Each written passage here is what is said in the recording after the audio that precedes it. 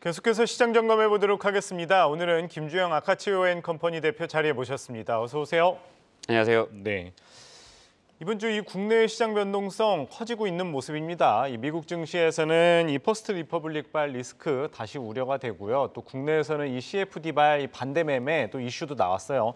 이번 주 주목할 만한 리스크 요인 좀 어떤 게 있었을까요? 네, 우선적으로는 미국에서 가장 먼저 주목했던 부분들이 이제 GDP 발표가 우선적으로는 가장 좀 중요한 경제 지표 중 하나였어요. 근데 1분기 GDP 성장률이 한 1.1% 정도가 나와서 예상치 2%보다는 하회하는 분위기를 보였었고요. 그럼에도 불구하고 이제 인플레이션 자체는 그렇게 예상했던 것보다는 조금 높게 나오면서 시장에서는 미국이 금리를 올릴 수밖에 없겠구나. 이번 5월 3일 연방준비위원회에서 다시 한번 금리를 인상하겠구나라는 쪽으로 방향이 틀렸다가 아까 말씀하셨다시피 이제 퍼스트 리퍼블릭 뱅크가 1분기 실적을 발표하면서 본인의 총 예금의 그렇죠. 40%가 넘는 자금이 빠져나갔다라고 하는 내용이 나오면서 퍼스트 리퍼블릭 뱅크의 실질적인 올해 손실 발생 가능성과 추가적인 뱅크런 이슈가 발생을 하면서 금리 인상을 못하지 않겠느냐라는 분위기로 한번 넘어갔다가 다시 어저께 86%대 금리 인상 쪽으로 다시 좀 기우는 그런 모습을 보였었습니다. 예. 이것이 이제 경제적인 지표였다면 미국도 이번 주가 실적 발표들이 굉장히 많았었어요. 그렇죠. 그리고 특히나 기술주들 이제 메타라던가 구글이나 애플이나 구글, 네. 마이크로소프트에 대해서 우려가 많았었는데 생각보다 굉장히 좋은 실적들을 냈었기 때문에 예. 뭐 마이크로소프트 같은 경우도 어저께 15% 가까이 상승을 했었고요. 예. 메타 같은 경우도 예. 그다음에 마이크로소프트도 큰 상승을 가져왔었고 아마존도 어저께 실적을 발표하면서 굉장히 좋은 실적을 발표하면서 경제 상황은 좋은데 지표 그렇죠.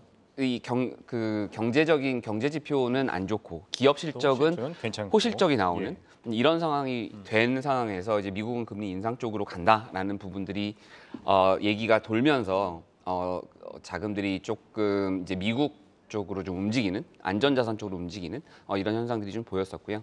그게 환율을 1,380원대까지 끌어올렸고 예. 여기에 우리나라 이제 CFD-발 이 반대매매. 이슈들이 발생을 하면서 코스닥이 큰 출렁임을 겪었는데요. 이제 안정화되어 가는 그런 모습들을 보이고 있어서 그나마 저는 다행이라고 생각을 합니다.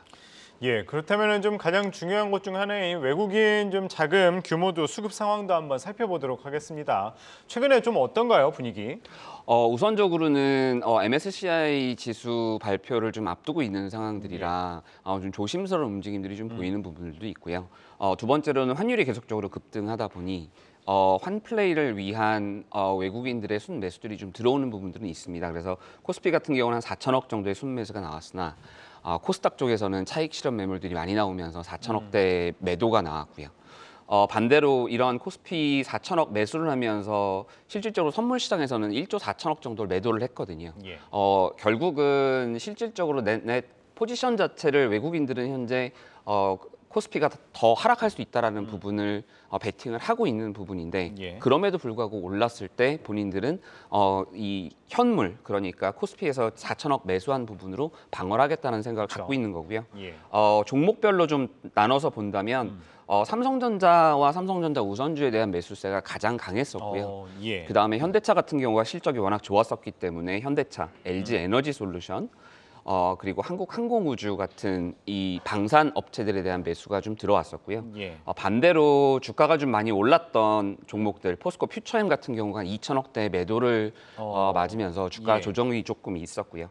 한화 에어로스페이스와 LIG 넥스원을 매도하면서 조금 포지션 그러니까 이익을 좀 실현하는 그런 모습들을 좀 방산주들을 보였었습니다. 팔았네요. 예. 네. 그리고 코스닥 쪽에서는 그냥 하나만 딱 말씀드리면 이거는 2차 전지 내에서의 포지션 변경이다라고 말씀드릴 수 있을 것 같고요. LNF를 750억 원어치 매수를 하는 반면에 이제 에코프로와 에코프로 BM 쪽은 매도를 하는 그런 모습들을 좀 보였었습니다. 예. 그래도 에코프로 어제 상당히 오르긴 했더라고요. 맞습니다. 한 번 더 지켜봐야 될 것 같습니다. 네. 뭐 그럼 마지막으로 대표님께서 주목하고 있는 종목 소개해 주실 종목도 한번 살펴보도록 하겠습니다. 오늘 네. 어떤 종목 들고 오셨나요? 아무래도 시장이 좀 불안하고 하다 보니 조금 우선적으로는 많이 무너져 있던 코스닥 쪽 종목을 하나 들고 오긴 했고요. 그 대신 시가총액은 조금 무거운 종목으로 가져왔어요. 예. 오늘 가져온 종목은 디어유입니다. 지금 시가총액은 대략 한 1조 가까이가 되고요. 예. 현재 그 대주주가 SM이 한 31%, JYP가 18%를 보유한 종목입니다. 그래서 예. 유동 주식 수는 한 50% 가까이가 되고요. 이 회사가 하는 일은 뭐냐면 주로 이제 그 소속 아티스트들이 팬들과 같이 만나서 소통을 하면서 거기서 그 수익을 창출하는 네. 이런 회사입니다. 지금 현재 버블이라고 하는 서비스를 국내에서는 운용을 하고 있고요. 예. 최근에는 NC소프트가 보유하고 있던 그 IP 그러니까 지적재산권을 인수를 하면서 실질적으로 규모를 조금 키웠고요. 그다음에 일본 쪽에 이런 팬덤 사업을 하고 있는 기업들 컨소시엄과 같이 조인트 벤처를 만들면서 예. 해외 사업에 대해서도 박차를 가하고 있는 이런 회사입니다. 예. 제가 이 종목을 들고 나온 이유는 이 회사가 가장 우려했던 부분은 이제 하이브가 들고 있는 그쵸. 위버스의 이 시장을 모두 뺏기면 어떡하냐라는 예. 두려움 때문에 주가가 많이 내렸었는데 카카오가 이것을 가져오면서 그런 리스크는 많이 좀 줄어들었다고 생각을 하고요. 또 카카오 엔터가 보유하고 있는 다양한 배우 플랫폼이라던가 예. 이런 부분들이 추가적으로 얹어질 수 있는 부분들이 있기 때문에 저는 긍정적이라고 보고요. 또 하나는 위버스가 추구하는 사업 모델과 디어유가 추구하는 사업 모델이 조금은 다릅니다. 디어유는 아티스트 개인과의 어떤 계약을 주로 좀 많이 한다면 예. 위버스는 이것은 엔터사와 어떻게 매출을 더 확대시켜서 돈을 벌 수 있을까를 구조를 잡는 부분이기 때문에 예. 조금은 다른 모델이라고 생각을 하고요. 최근에 키움증권에서 목표 주가 68,000원의 리포트를 냈습니다. 예. 저도 뭐 그런 부분들에선 동의를 하기 때문에 이 종목을 가지고 나왔고요. 2023년, 2024년 매출이 올해 500억대였는데 예. 1,000억, 1,500억까지 지속적으로 성장하고 순이익 같은 경우도 올해 예상치 420억, 내년 예상치 500억이 넘는 부분이라서 현재 밸류에이션 PER 기준 한 20배, 24배 정도 되는데요. 다른 엔터사들보다는 훨씬 저렴한 그런 가격의 회사이기 때문에 한번 지켜보십사 가지고 나왔습니다. 최근에 이 엔터주 흐름이 상당히 좋잖아요. 뭐 SM도 그렇고 하이브도 그렇고 상당히 좋은데 그러면 그런 엔터사들보다 어쨌든 이 디어유를 조금 더 긍정적으로 보세요. 물론 엔터주도 최근 좋긴 하지만 네. 디어유를 조금 더 긍정적으로 보시는 거예요? 엔터사들 같은 경우는 밸류에이션들이 조금 더 높기 때문에 저는 그 밸류에이션 캐치업 그러니까 이 회사가 동일한 매출을 내더라도 가치 평가를 다시 받아야 된다라고 생각을 하기 때문에 저는 조금 더 업사이드가 좋다라고 생각을 합니다.